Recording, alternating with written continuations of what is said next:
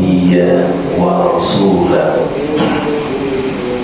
الصلاة والسلام على حبيبنا المصطفى سيدنا محمد صلى الله عليه وسلم.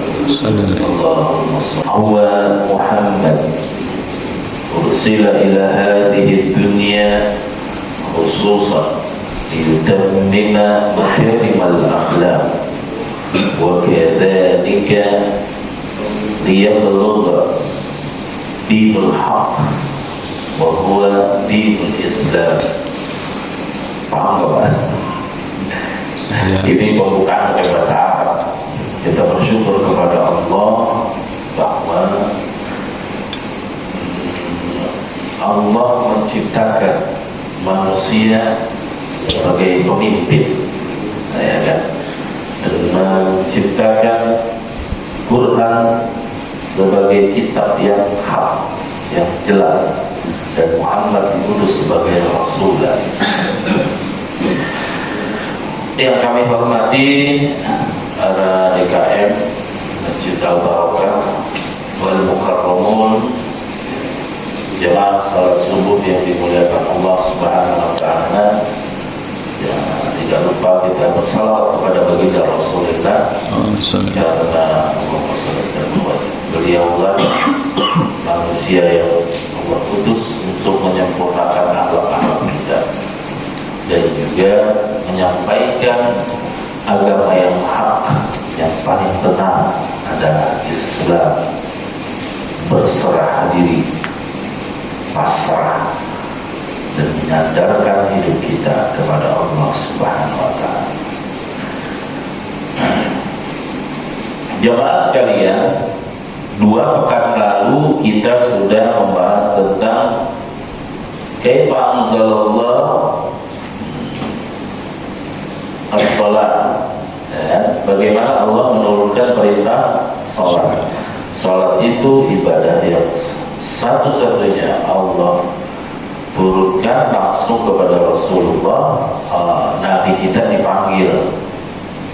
Kemarin sudah kita sampaikan baik secara syariat ayatnya, ya kan, surat Al-Isra, subhanalladzi, ya, dan juga secara logika, ya, bagaimana supaya masuk akal, yang mana peristiwa Isra Mi'raj ini momentum bagaimana kaum Quraisy, mu'minuhum wa kafiruhum, yang sudah beriman ataupun yang belum, semuanya sama-sama bimbang karena di luar akal. Dahulu belum ada apa? Belum ada transportasi elektronik, belum ada pesawat, ya kan? Jarak tempuhnya saja jauh, ya kan? Dari Mekah sampai ke Masjidil Aqsa. Nah, dari situ alhamdulillah Allah menguatkan hati seorang Abu Bakar, yang mana itu yang jadi sandaran pegangan Abu Jahal, Abu Lahab. Kalau Abu Bakar dia mempercayainya, ya sudah, makin banyak yang masuk Islam. Kalau tidak, sudah habis dakwah Nabi Muhammad. Anggapan Abu Lahab, Abu Jahal, dan seluruh kaum Quraisy. Nah, alhamdulillah Abu Bakar menguatkan dan percaya saudara. Setelah peristiwa itu, yang sudah bimbang akhirnya kuat. Oh iya, ini benar, karena dikuatkan dengan pertama secara logikanya bahwa Nabi Muhammad di pertengahan jalan melihat kafilah orang-orang Quraisy yang berdagang pulang. Di tengah jalan ontanya hilang. Nabi Muhammad dengan suaranya, dengan izin Allah, membimbing kafilah tersebut, onta kamu di lembah ini, ngikutin suara itu dan tenang. Baru Nabi Muhammad sampaikan kepada Quraisy. Masih belum percaya apa yang saya sampaikan. Bentar lagi datang kafilah menuju ke Mekah ini. Tanya apa yang saya sampaikan. Ditanya, benar. Lah yang sampai kafilah dagang itu pun mereka heran, kok tahu? Ya, yang menyampaikan Rasulullah, utusan Allah. Ya sudah, baru pada percaya. Makanya 2 saja orang yang mau meyakini kebenaran Islam, dia berarti mendapat petunjuk dan hidayah. Kalau dia tidak mau meyakininya, dua, antara dia jahil, belum tahu ilmunya. Yang kedua, tahu ilmunya lakinna kibar, sombong. Fir'aun sombong, ya kan? Seperti itu. Abu Lahab sombong. Tahu Abu Lahab kenapa? Dia tidak mau Abu Jahal, Abu Lahab, yang Abu Jahal ini tidak mau mengimani kerasulan Allah. Karena kan sukunya beda. Kefanatikan atas suku itulah yang membuat Abu Jahal tidak mau menerima kerasulan Muhammad SAW. Berarti sombong. Yahudi kenapa tidak mau menerima Islam? Mereka bahkan di dunia ini, kalau kita tahu searching di internet, itu doktornya, ilmuannya banyak, teknologinya maju. Tidak mau menerima kebenaran Islam. Mereka yang Yahudi itu karena apa? Cuma satu, Nabi terakhir bukan dari keturunan Sarah, maunya tapi dari keturunan Hajar. Hajar dulunya diperbudakan oleh Fir'aun, jadi budak, seakan-akan itu keturunan. Itu Yahudi sombong, padahal kan sudah dibebaskan dan menikah dengan Nabi Ibrahim alaihi salam. Nah, dengan perintah sholat kemarin ini, semakin kencarlah penyiksaan dan itu penentangan terhadap agama Islam, sehingga Rasulullah mendapatkan perintah Allah, yaitu untuk berhijrah. Hijrah ke mana? Nama daerahnya Yasrib. Yasrib itu nama suku, jadi dijadikan nama daerah Yasrib. Kurang lebih jaraknya dari kota Mekah, kalau naik mobil dulu saya 2009 7 jam, mungkin sekarang udah lebih cepat kali ya. Setelah Rasulullah hijrah ke sana dan mendirikan negara Islam atau menjadi khalifah Rasul, jadi pemimpin Islam, namanya menjadi Madinah al-Munawwarah, kota Rasulullah. Nah, dulu namanya Yasrib, ya Bapak, semuanya namanya Yasrib.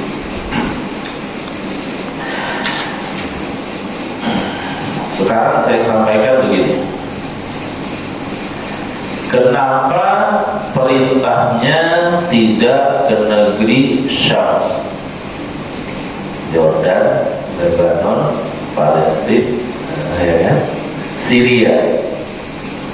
Karena di sana perdagangannya sudah maju, kafilah-kafilah berbisnis dagang di sana, dan juga di sana pun seperti bagaimana sebelumnya kita sampaikan, kan ada hijrah ke Habasyah, ya kan, ke Ethiopia. Sama di sini juga. Tidak, di negeri Syam itu sudah ada komunitas dan sudah stabil perdagangannya. Yaman, suku asli Arab di sana juga. Di sana juga hijau, perkebunannya rapi, sudah settle kalau bahasa kita. Diperintahkan ke Yasrib. Dan juga dalam pengawasan Roma dan Persia, Syam dan Yaman ini, yang mana Roma itu lebih maju di bidang keilmuan, kalau Persia lebih maju di bidang militer. Keilmuan Romawi itu banyak, militernya Persia kurang lebih 850 tahun menguasai seantero dunia, walaupun tidak semuanya. Maka Rasulullah dibimbing oleh Allah melalui malaikat Jibril ke Madinah. Madinah ini sukunya dulu namanya Yasrib. Setelah itu kita sebelum masuk ke sini, Madinah itu ada 3 suku.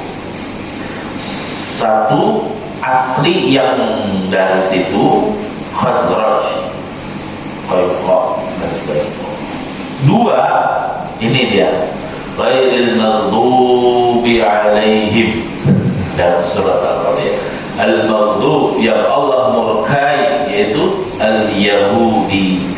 Di Madinah ini ada Bani Nadir dan Bani Quraisyah, 2 suku dari bangsa Yahudi.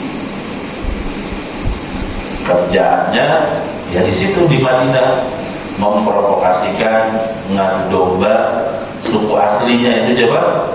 Khazraj. Kenapa? Karena orang Yahudi ini sangat kuat dari zaman dahulu, militer dan perdagangannya juga sampai sekarang. Dan itu kelebihan yang Allah berikan kepada mereka. Tapi hidayah hanya milik Allah. Sekalian, saya ingin menyampaikan sebelum hijrah ke Madinah bahwa ada perjanjian namanya baiat. Perjanjian. Apa itu baiat?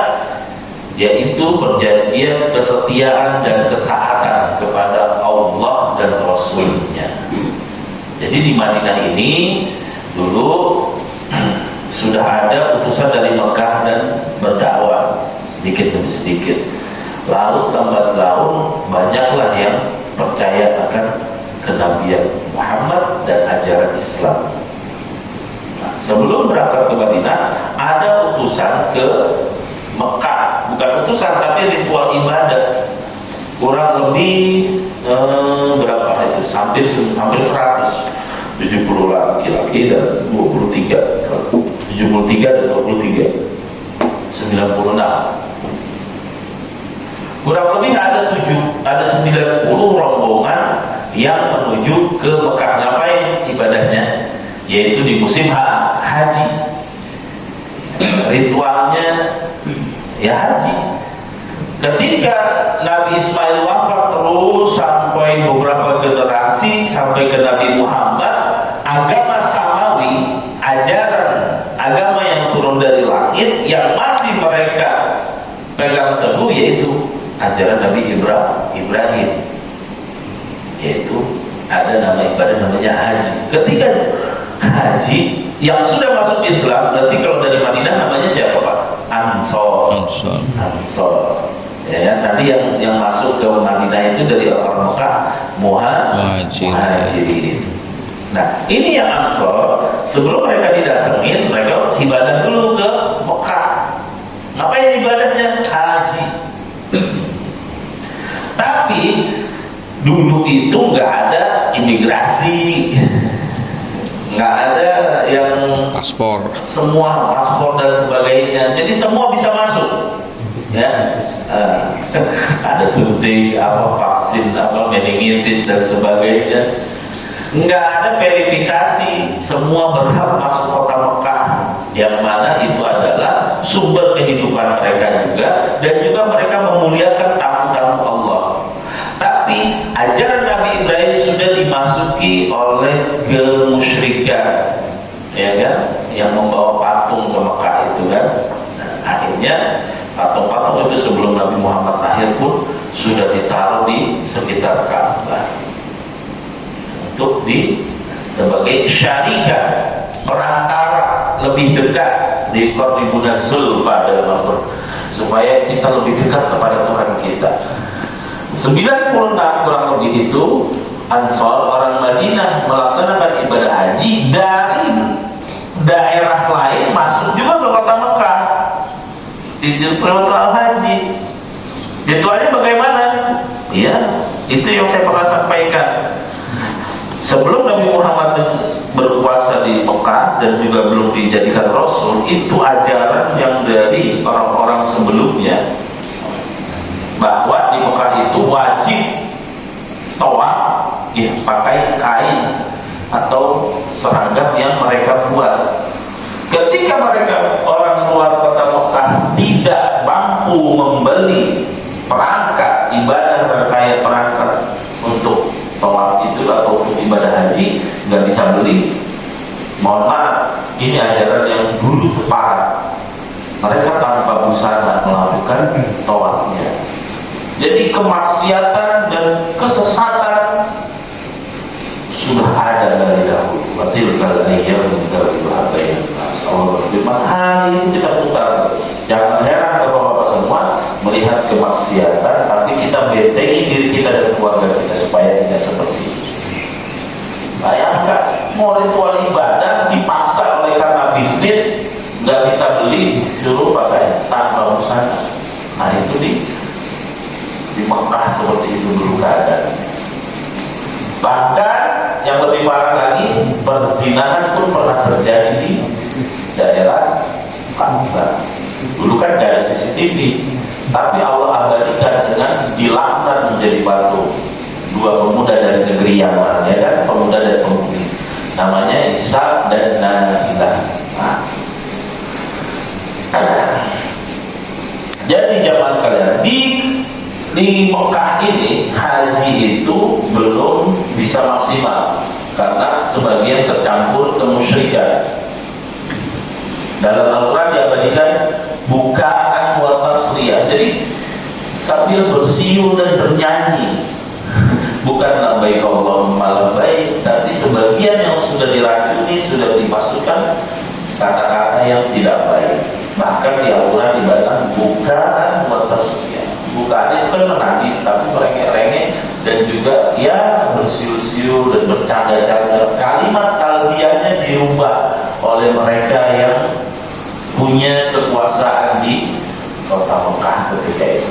Bagaimana Rasulullah? Ya Rasulullah belum kuat posisinya, dakwahnya kan walaupun sudah terang-terangan, tapi posisi militer belum siap, sehingga Allah perintahkan hijrah ke Madinah.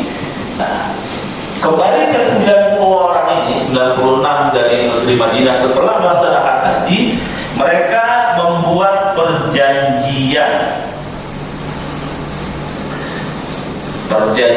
bertemu Rasulullah, bertemu di daerah Aqabah. Kalau yang sudah pernah haji tahu ya, Jumroh Aqabah. Letaknya di situ daerahnya. Meeting point. Nah, kalau bahasa kita janjian kumpul di situ. Mereka bertemu dengan Rasulullah. Bertemu dengan Rasulullah. Nah, sebelum bertemu dengan Rasulullah itu ada dua orang Ansor Madinah yang cukup berpengaruh, As'ad bin Ibnu Malik dan juga satu lagi lupa saya namanya. As'ad bin Ibnu Malik ini adalah prestasi Madinah. Kenapa? Dan ikut untuk ini ya, haji gitu Pak. Karena dia adalah seorang penyair. Penyair itu dulu adalah media masanya ketika zaman itu. Kalau kita sekarang ada Facebook, ada TV, ya, ada podcast, ada WA, Instagram, Twitter. Dulu media masanya yang sangat berpengaruh adalah kalau dia pemimpin agama berkhutbah, kalau dia seorang penyair, dia akan melantunkan kata-kata yang sangat indah dalam syair tersebut dan menjadi media, menyebar begitu saja. Ada namanya As'ad bin Ibnu Malik, dia masuk Islam dan ini prestasi Madinah. Kenapa? Dari syairnya nanti ini akan membantu dakwahnya melalui syair. Gimana tidak, Nabi Muhammad diturunkan atau diutus menjadi Rasulullah dan mukjizatnya adalah Al-Quran. Al-Quran itu a'jaza yu'jizu, mukjizat. Secara logika bahasa melemahkan. Apa melemahkan? Ketika itu masyarakat yang ada di sekitar Nabi Muhammad yang viral atau yang stellarnya itu adalah syair. Bahkan diperjualbelikan syair itu. Turunlah Al-Quran untuk mematahkan, melemahkan syair-syair mereka dan mempercayai, dan sehingga seorang As'ad bin Ibnu Malik ini mengimani Rasulullah walaupun belum ketemu. Nah, kenapa? Dalam ayat Al-Quran sudah bisa terbantahkan ya kan? Yang belakangnya ya semua, wadduha, belakangnya ya, idza saja, mawadda karom bawa makola, terus itu mematahkan saya. Sehingga Allahumma firlahu. Sayyidina Amjad kan pernah menyampaikan, ya kan? Penyair menantang Rasulullah dengan surat Fil, alam tara kaifa fa'ala rabbuka bi ashabil fil. Il belakangnya kan alam yaj'al qaidahum fi tadlil. Dia ganti dengan kekocakan syairnya. Al-fil, gajah, khurtumuhu tawil, belalainya panjang, jismuhu kabir, badannya besar. Malah ketawa, bapaknya ketawa. Ya. Tapi kalau itulah mukjizat, tiap para nabi ada mukjizatnya, dan ini Rasulullah mukjizatnya Al-Quran. Salah satu kebanggaan atau prestasinya adalah orang Madinah ketika itu Yasrib masuk Islam, salah satunya adalah As'ad ibn Malik. Bahkan ketika sudah turun perintah sholat, ada satu kisah seorang Badui, Arab Badui, bahkan sampai sekarang masih ada, tinggal di pegunungan, gak mau begitu mewahnya Saudi kan, masih ada orang Badui. Nah, itu udah mengimani Rasulullah, tapi suka lupa berapa rakaat yang dijalankan. Kayak bisanya pakai apa sahabat? Diajarin pakai sihir. Belakangnya sama semua. Inna sholata arba'un fa arba'atu wa ba'dahunna thalath rakaat. Zuhur itu 4 rakaat, setelahnya asar 4 rakaat, setelah itu 3 rakaat, dan jangan sampai lewat setelah itu 2 rakaat. Arba'un wa rakaatain. Pakai syair. Ada seorang Badui yang diajarkan oleh sahabat Rasul, karena diajarin Rasul ketika itu lupa lagi.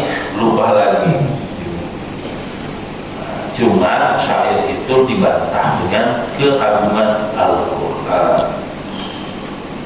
Jamaah sekalian, Nabi Muhammad mendapat solusi hijrah ke Madinah. Sebelum mendapat solusi hijrah ke Madinah itu, bertemu dengan 96 orang itu, mengadakan pertemuan. Kami belum menemui Rasulullah, gitu. Baru mengimaninya, akhirnya bertemunya di mana? Di Aqabah. Kenapa? Ya Mekah dalam keadaan masih intimidasi dan pengawasan Abu Jahal, Abu Lahab. Kekuatan muslimin belum kuat. Bertemu di situ. Ada baiat namanya, perjanjian ketaatan kepada Allah dan Rasulnya, setia dan taat. Baiat itu kurang lebih seperti itu. Tapi kan kepada Rasul. Jadi kalau ada ini kan nggak ada baiat nih untuk apa namanya, kayak afiliasi organisasi. Nah, cukup pada Allah dan Rasulnya.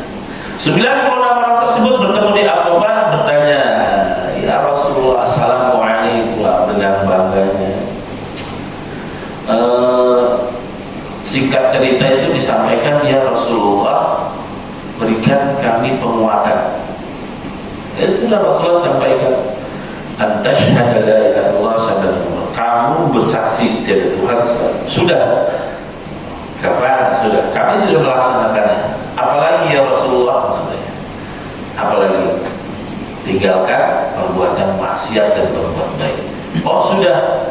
Bahkan nanti sebelum ini Rasulullah Madinah saya ceritakan bagaimana orang Madinah itu sangat mencintai kesucian, sehingga mereka itu istinjanya, bersih-bersihnya setelah buang air besar atau buang air kecil 2 kali, pakai batu iya, pakai air iya. Diabadikan dalam Al-Quran. Mereka sangat menyukai kesucian.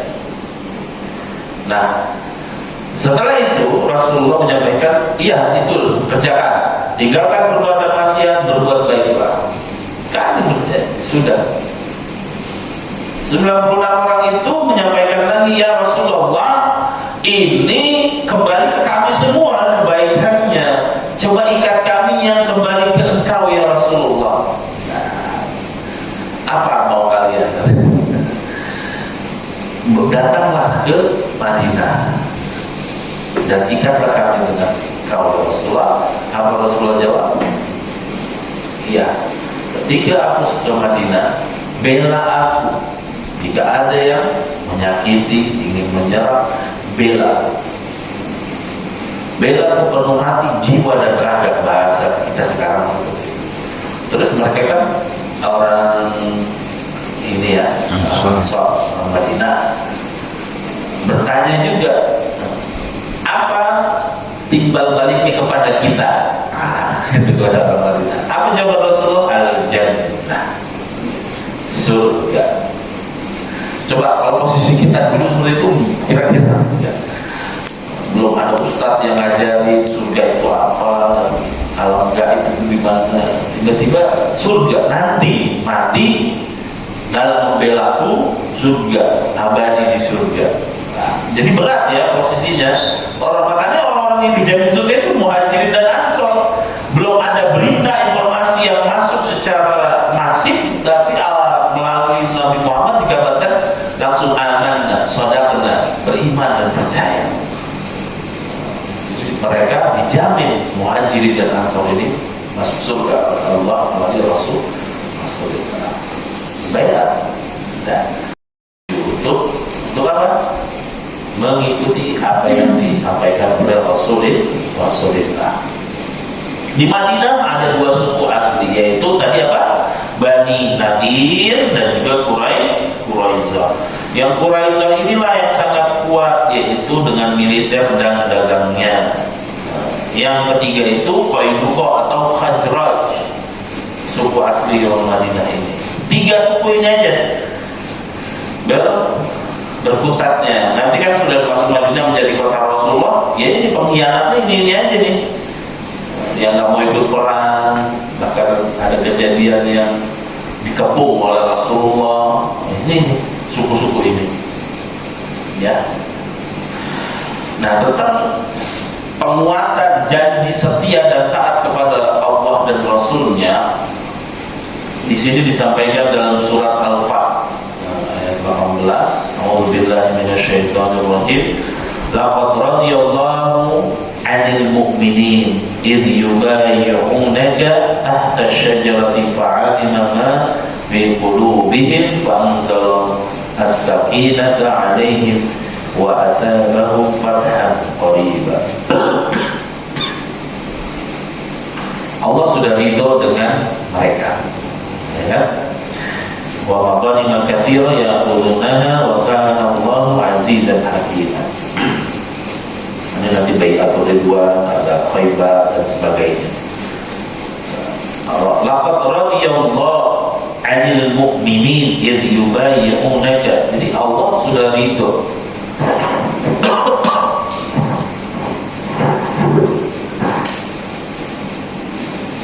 Jemaah sekalian, Allah sudah ridho. Karena apa? Di sini mereka diperintahkan setia dan taat kepada Allah dan Rasulnya. Maka gimana? Allah berridho. Bayangannya gimana? Duduk gini, ini Rasulullah di jamaah banyak, 90 orang, baris bersab-sab, mereka pegang pundaknya begini.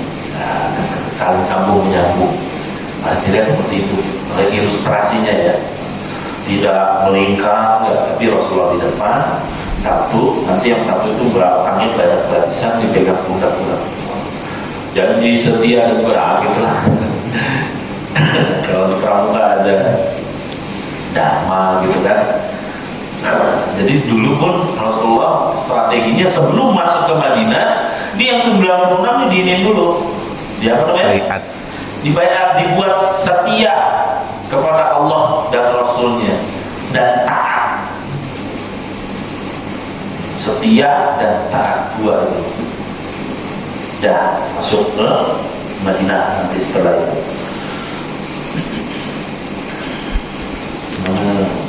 Jamaah sekalian,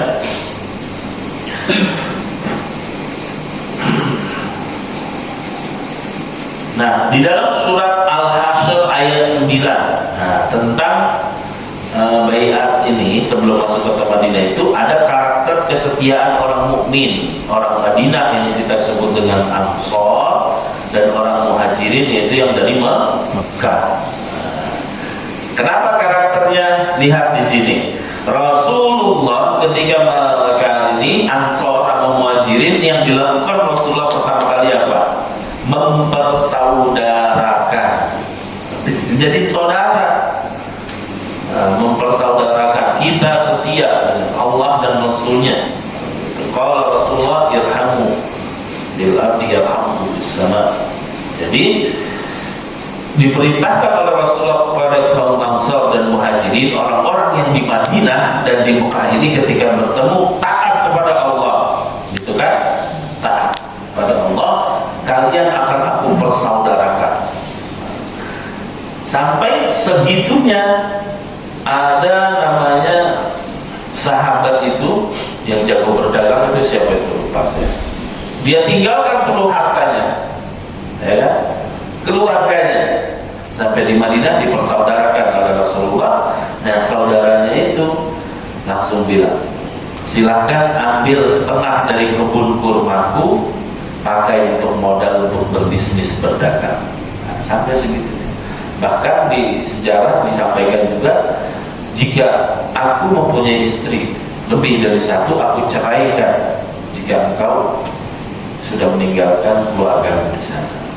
Jadi perjuangan sahabat itu mengikuti siapa? Mengikuti Rasulullah untuk hijrah ke Madinah sangat panjang dan berat.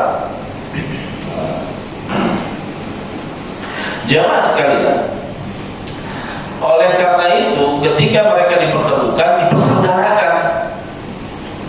Apa pondasinya? Kan setelah janji setia, taat kepada Allah dan Rasulnya, ya kan? Taat, setia dan taat.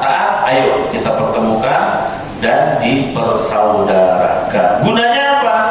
Dipersaudarakan karena mereka yang Muhajirin berangkat ke Madinah itu meninggalkan hartanya, jabatannya, bahkan keluarganya. Udah tangan kosong lagi, mulai dari nol ke Madinah. Sehingga Rasulullah melalui bimbingan Allah, ini saudara dulu, jadi saudara dulu, biar saling membantu. Kita aplikasikan jamaah sekalian ke mana? Ke kehidupan kita sekarang. Gak mesti jadi saudara, tapi bantu sesama muslim, bantu tanpa pamrih, tergantung akadnya. Kalau mau bantu, kalau pinjam, iya ditulis, ada materai kalau bisa. Itu yang dilakukan bank, semuanya benar itu, ada materai. Cuman kita sekarang sudah menjadi adat ya. Ya udah, meminjam 1 juta, ntar 2 bulan lagi balikin ya, gitu. Sebagai lisan doang. Padahal yang diajar Islam, ayat terpanjang itu ayat hutang. Tulis, kalau kita ada saksinya, tinggal foto, sekarang ada WA, kita tanda tangan pakai materai. Itu kalau mau beragama yang diajari yang benar. Jamaah sekalian, ketika Rasulullah sebelum masuk Madinah itu, nanti Rasulullah itu tidak langsung ke Madinah, tapi nanti ada satu rangkaian lagi menetap sendiri, bangun masjid, baru masuk ke Madinah.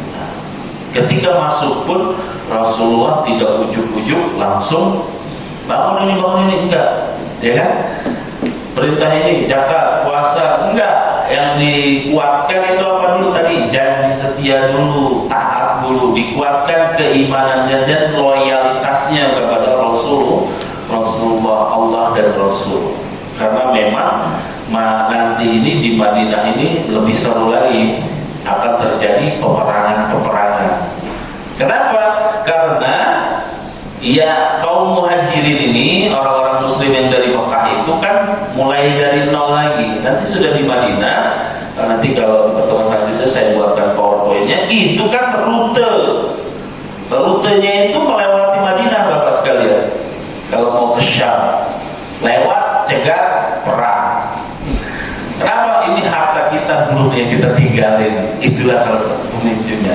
Sah, halal, karena harta mereka yang ditinggalkan dulu. Karena mereka terpaksa, sudah tidak ada tempat lagi, sudah tidak kuat, dia terpaksa harus apa? Harus hidup. hijrah dulu. Makanya ada, tapi sekarang sih sudah, ini sih semua negara insya Allah sudah aman ya. Jangan sampai kita masuk ke negara lain yang mana negara tersebut menyulitkan kita beribadah. Kalau bisa kata ulama ya jangan ke situ. Karena apa, peristiwanya seperti ini. Nabi Muhammad bersama para sahabatnya ketika di Mekah pun mereka sholatnya kan turun Isra Mi'raj itu kan sholatnya setelah itu apa? Sebelumnya itu kan subuh sama malam, itu yang malam aja Isya. Jadi kenapa masih sembunyi-sembunyi? Karena waktunya sudah malam, tidak banyak aktivitas orang-orang Quraisy. Di era Madinah itu nanti banyak sekali kejadian-kejadiannya sehingga memicu perang-perang. Ya kan, jangan perang-perang. Nanti juga di Madinah ini bagaimana Sofiyah, ya kan, kisah Sofiyah dan dua orang teman Sofiyah ini, Huyai Yasir, yang mana dia bagaimana ceritanya ini sampai masuk Islam. Dan juga nanti ada tentang penyebab perang-perang tersebut, yaitu ada perang nanti Badar. Perang apa? Badar. Perang Badar ini bahasanya kalau dalam politik, kalau menang Islam jaya selamanya dan sampai sekarang jaya. Kalau kalah diolok-olok sampai sekarang. Menang aja di perang Badar masih banyak yang menghina Islam. Makanya mulainya perang itu dimulai ketika Rasulullah sudah membangun peradaban di kota Madinah, Yasrib. Madinah itu sangat rapi ya. Kalau bapak yang udah pernah umroh haji, banyak bedanya dengan Mekah. Coba lihat deh, lalu lintasnya, ininya, ya karena emang itu keistimewaan. Kalau di Mekah istimewanya ada Ka'bah. Tapi kalau Madinah itu, iya, kota Rasulullah, Madinah Al-Munawwarah. Karena di Madinah itu universitas untuk kuliahnya itu di Madinah, Ummul Qura. Nah, di Mekah itu untuk aktivitas ibadah. Jemaah sekalian, inilah poin sebelum Rasulullah masuk ke kota Madinah dan membangun peradabannya. Tapi ingat, bagaimana prosesnya? Tadi janji setia dulu. Setelah itu strategi selanjutnya, karena ada dua kubu atau dua golongan, satu yang menetap, yang kedua yang datang.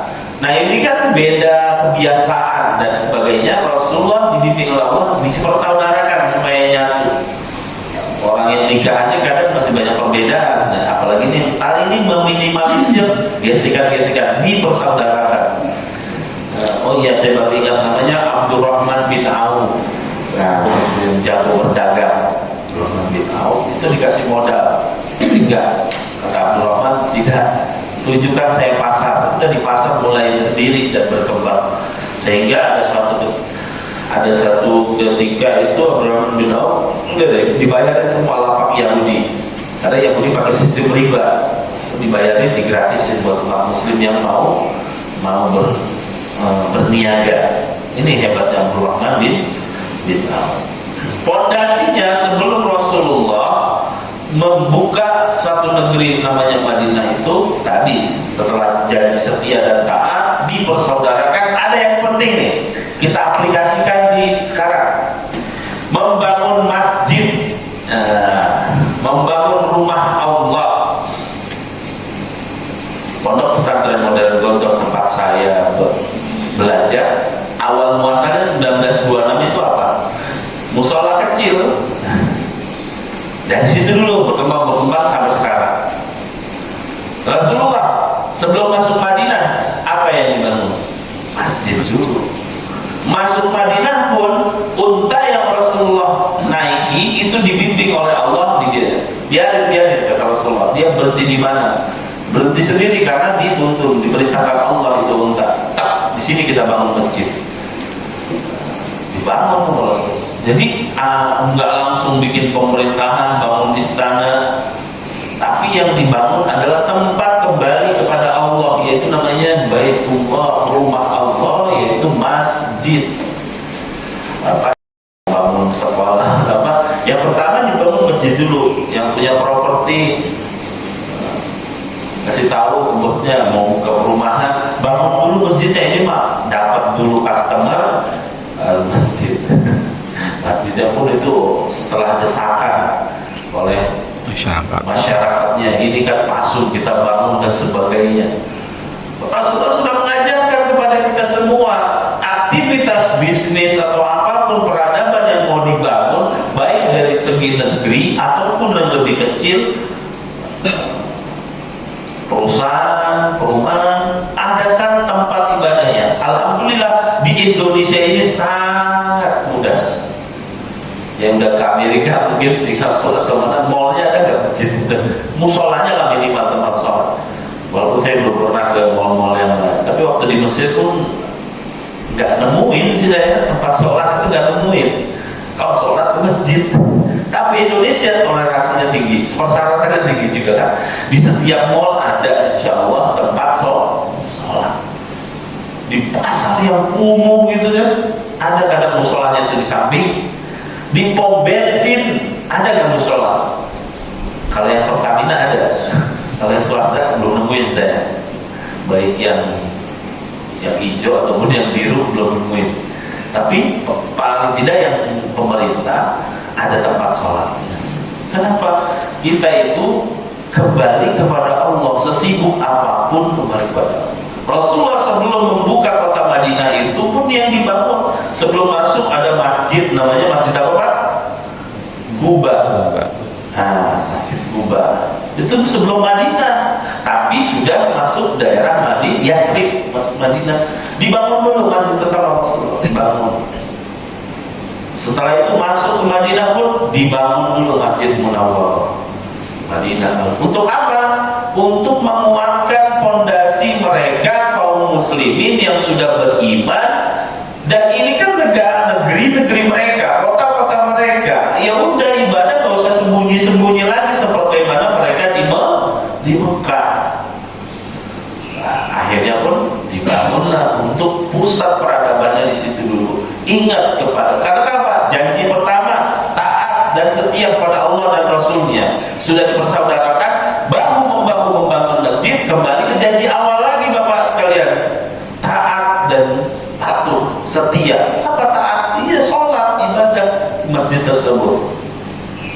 Dari masjid kan mereka beribadah kumpul, habis kumpul disitulah nanti Rasulullah majelis-majelis ilmi menyampaikan ajaran. Coba bayangkan kalau nggak dibangun masjid dulu, bagaimana mau menyampaikan perintah zakat, bagaimana mau menyampaikan perintah haji, syariat-syariatnya. Kan kalau ayat-ayat yang turun masih di kota Mekah kan tentang ketauhidan, mengesahkan Allah, percaya Allah itu satu, harus begini. Di Madinah itu sudah mulai ayat yang turun tentang hukum. Turun perintah zakat, turun perintah haji dan sebagainya. Walaupun ibadah haji itu adalah ibadah samawi dari ajaran Nabi Ibrahim, disempurnakan di zaman Rasulullah. Nanti ada haji wada, ya, bagaimana prosesnya dan sebagainya berkaitan dengan haji. Rasulullah haji berapa kali Pak? 2 kali kalau nggak salah ya, nggak lebih dari 3 kali. Kalau mau ittiba Rasul, nih kita kasih tahu para dermawan, kaum muslimin yang kaya, punya banyak harta. Ya, kalau mau ikut Rasul jangan lebih dari 3 kali. Selebihnya apa? Hajiin orang, berangkatin. Hartanya mah haji tiap tahun, nggak salah. Cuma kalau mau ikut Rasul, ya silakan. Cukup di bawah 3 kali hajinya, umrohnya 4 kali. Beda sama yang kerja di tour travel ya Bapak Ibu, yang sebagai pendamping atau sebagai mutawif, itu memang tugasnya.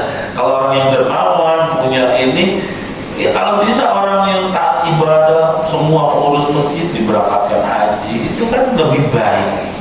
Bahkan jariah amalnya mengalir. Kembali ke tadi lagi, Madinah Munawwarah Pondasi utamanya sebelum Rasulullah membangun peradaban di kota Madinah, kesetiaan dan taat kepada Allah dan Rasulnya. Baru dipersaudarakan dan dibangunkan tempat pusat ibadah. Bagaimana dari ibadah orang bertemu, orang duduk bareng dan sebagainya. Kelebihan Indonesia, masjid ada di mana-mana. Walaupun di Mesir negeri 1000 menara, sama semua di dunia itu. Indonesia ini setiap bilang masjid, dia kan? Setiap perumahan ada masjid yang minimal. Tujuannya apa? Itu mendekatkan diri kepada Allah. Hayya 'alas shalah. Makanya coba, Bapak yang udah dapat dunia, udah ke masjid terus Pak. Yang lagi mencari dunia, dilengkapi sempurnakan ke masjid. Allah berikan 24 jam untuk kita hidup dalam satu hari. Cuma 5 kali ke masjidnya, yang asalnya 50 kali. Bayangkan kalau 50 kali ke masjid, kagak kelar-kelar kerjaan itu kan. Nah ini cuma 5 kali ketika azan berkumandang. Yang punya kebijakan, yang punya pengaruh kepada anggotanya, pada anak buahnya di tempat kerja, yuk kita sholat dulu, yuk break dulu. Nggak mesti ke masjid, kalau di kantornya ada tempat musolanya, ya udah di situ, yang penting berjamaah. Dengan jamaah akan menguatkan qulubul muslimin, hati seorang muslim, ya kan? Supaya kuat. Inilah fondasi-fondasi yang dibangun Rasulullah supaya kuat. Nanti sudah di Madinah pun ada namanya piagam Madinah. Ada piagam Jakarta nggak Pak? Ada. Dulu udah ada namanya piagam Madinah. Bagaimana perjanjian antara al-mu'minun, orang-orang yang muslim, muhajirin dan ansor, antara mereka itu. Kedua, muslimin yang di Madinah, baik ansor dan muhajirin, dan siapa tadi 3 suku itu, Khazraj, ya kan, Quraisyah, sama suku, masih ingat Bapak? Sama suku apa? Nadir, orang-orang Yahudi, dan orang suku Arab yang asli di Madinah. Ada perjanjian. Kenapa? Rasulullah mengikat dengan suatu peraturan biar tidak terjadi chaos. Itu aja udah diikat dengan peraturan yang disebut dengan piagam, masih terjadi pengkhianatan, ya kan? Jadi orang-orang Yahudi. Dan yang terakhir ini ada dalam piagam Madinah, salah satunya kan orang Mekah datang ke Madinah tidak boleh dijamu. Jadi maksudnya mereka yang musyrikin itu loh, karena mereka bahasanya orang muslimin diusir juga sih, walaupun perintahnya itu kan hijrah untuk pindah. Nah kan tanah kelahiran mereka, tapi karena kondisi dan keadaan kekuatan yang memadai mengharuskan untuk pindah tempat. Makna hijrah pun kita luaskan, tidak pindah tempat. Sekarang kita aplikasikan dengan hijrah dari kelakuan yang dulu lebih baik lagi sekarang. Yang dari dulu harusnya sedekahnya cuma segini juga, tapi lebih sering. Nah, nggak apa-apa, supaya ada makna momentum hijrahnya. Semoga dengan penyampaian ini nanti kita akan bahas lagi di selanjutnya bagaimana awal muasal itu perang Rasulullah. Karena udah masuk perang nih Pak. Nah sudah lahir, dapat wahyu dan sebagainya, kita akan masuk perang. Bagaimana mempertahankan eksistensi Islam perangnya. Makanya nanti supaya kita lebih kuat lagi, paling tidak Bapak lihat dulu deh di YouTube perang Ghazwatul Badr itu gimana. Nanti di sini sudah bayangannya lebih kuat lagi. Semoga bermanfaat di momentum beberapa hari lagi Maulid Nabi. Dengan kita mempelajari sirah nabawiyah ini, semoga menguatkan kita kerinduan dan kecintaan kepada Rasulullah sallallahu alaihi wasallam. Aku qouli hadza wa astaghfirullah lakum. Mohon maaf jika ada salah. Wassalamualaikum warahmatullahi wabarakatuh. Waalaikumsalam warahmatullahi wabarakatuh.